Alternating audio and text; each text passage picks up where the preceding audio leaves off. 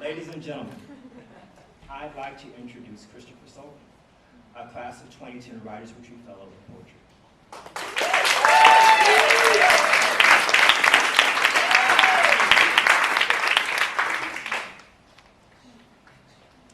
Well, damn it, I came here all the way from Dallas, Texas, and I left my party dress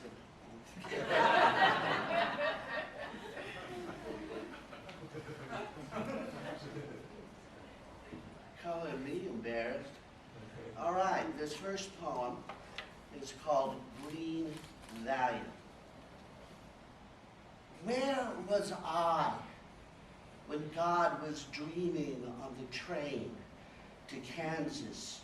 Crooners of the 40s begging from his transistor radio, filling his ear. Where was I as he drove his green valiant from tent to tent to receive the blind and indigent, the feverish and the diseased?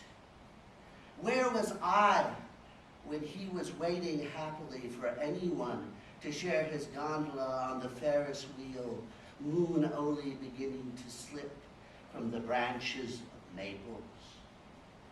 Where was I when his cologne suffused the back seat, when he found the bars all the sailors knew but never discussed? Where was I when he dragged ragged as a kite on a dead cold Saturday morning in late winter, or floated like a cinder amongst the brick and dry steam of Harlem? Where was I when God skated molecules of water, their vibration too slow for anyone else to detect? Where was I when God read until the sun slept and hauled itself up again, too spent and cranky to greet the day properly?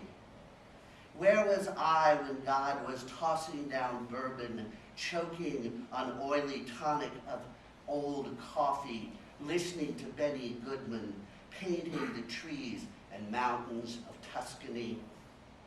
Where was I when God was bathing, closing his eyes as the steam rose, lighting a cigarette and settling back? Where was I when God was shouting or singing or weeping or praying to himself or punching himself in the teeth? Where was I when God felt helpless or ridiculous, when sleep left him behind for days until he passed out even in sunlight?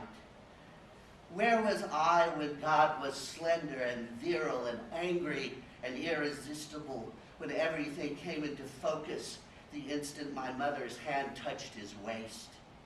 Where was I when God left, his light still reaching me years after, like star glow, waves from his radio, sailing years of empty space, sifting into my bones?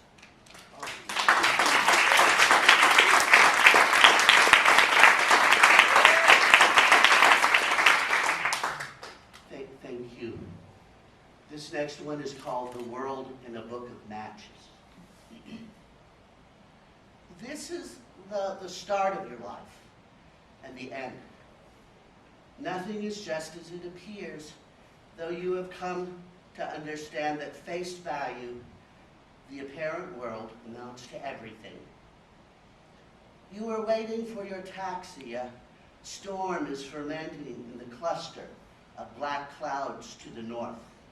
You reach into the pocket of a white dinner jacket you haven't worn since the previous spring and find yourself holding a red book of forgotten matches.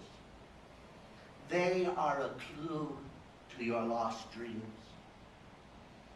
There is a name written jauntily on the front, the name of a club, Cicero's, some corny joint a friend from out of town dragged you to. Yeah, now it's coming back, where the waiters wear souvenir ties from Des Moines and ear studs. The singer is an androgynous albino with a crew cut who knows the words to Skylark in bad French.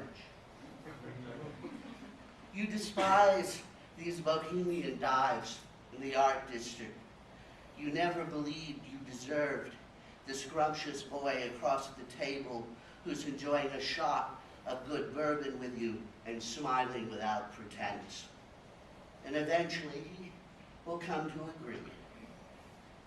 But on this one cool evening in the early spring, he lets you light his Winston and invite you to join him while he visits the men's room in the way that men sometimes will. His question makes your ears tingle. He cannot ask you to dance because the book of matches was painted and printed and folded and cut and stapled by guys in a factory, in a town, in a state, in a country, in a nation, on a water planet, in a galaxy, in the universe, in the reckoning of God, where they don't strike that kind of flame, and it's not that kind of club. But none of this matters, because when you have the boy and the bourbon and the Winstons and the music and the question, and when you say yes, oh yes, then you take your life into your own hands, even if it only lasts a few moments.